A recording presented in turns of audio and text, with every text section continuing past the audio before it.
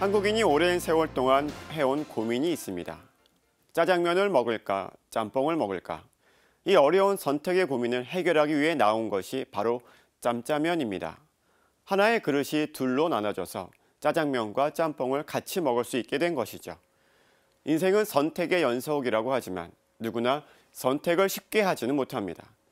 하나를 선택하면 다른 것을 포기해야 하기 때문인데, 그래서 항상 선택에 대한 후회와 포기에 대한 미련이 남게 됩니다.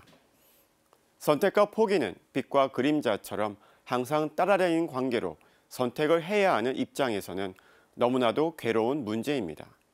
오죽하면 선택하면서도 포기하지 않아도 되는 일거양득, 일석이조와 같은 표현이 많이 생겨나지 않았을까 싶습니다. 선택과 집중은 기업 경영에서 주로 쓰이는 용어로, 기업의 역량을 여기저기가 아니라 다른 것을 포기하고 한두 군데에 집중 투자해야 한다는 것입니다.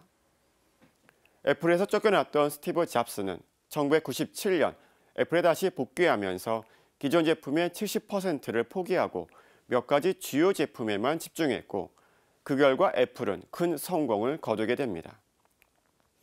착각하는 CEO의 작가 유정식은 선택이란 무엇인가를 취함과 동시에 다른 무언가를 버려야 한다는 뜻으로 무엇을 얻을까가 아니라 무엇을 버릴까가 필요하다고 말합니다.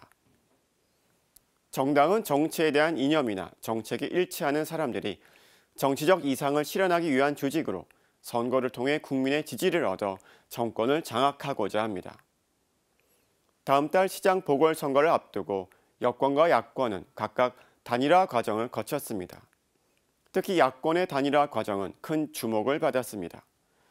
그런데 어떤 정당이 내세운 후보는 선거 자체를 포기해야 하는데도 불구하고 후보 단일화를 하는 이유는 선거에서 자신의 진영이 승리할 수 있는 가능성을 높이기 위해서입니다. 오세훈 후보와 안철수 후보가 후보 등록일 이전에 단일화 협상을 끝내기로 합의했지만, 협상은 여러 번 결렬돼서 어려워 보였다가 등록일 이후 단일화에 극적으로 성공하였습니다. 후보는 누구나 선거에 승리하기 위해 단일화를 원하지만 자신이 포기하고자 하지는 않습니다. 그러다 보니 후보 간의 비방 등으로 갈등의 골이 깊어지는 경우도 생깁니다. 한국 정치사에서 이러한 단일화 시도는 여러 번 있었습니다. 대표적으로 1987년 제13대 대통령 선거를 앞두고 당시 정치적 동지였던 김영삼과 김대중 두 정치 지도자는 야권의 거센 단일화 압박에도 불구하고 3자 필승론을 내세우면서 결국 단일화 협상이 실패로 돌아갔고, 그로 인해 노태우 후보가 대통령에 당선됐습니다. 2002년 대선 때는 노무현 후보와 정몽준 후보가 단일화를 성사시켰지만, 선거 전날 정몽준 후보가 단일화 파기 선언을 했는데도 불구하고 진보 진영의 표가 결집하면서 노무현 후보가 극적으로 대통령 선거에서 승리하게 됩니다.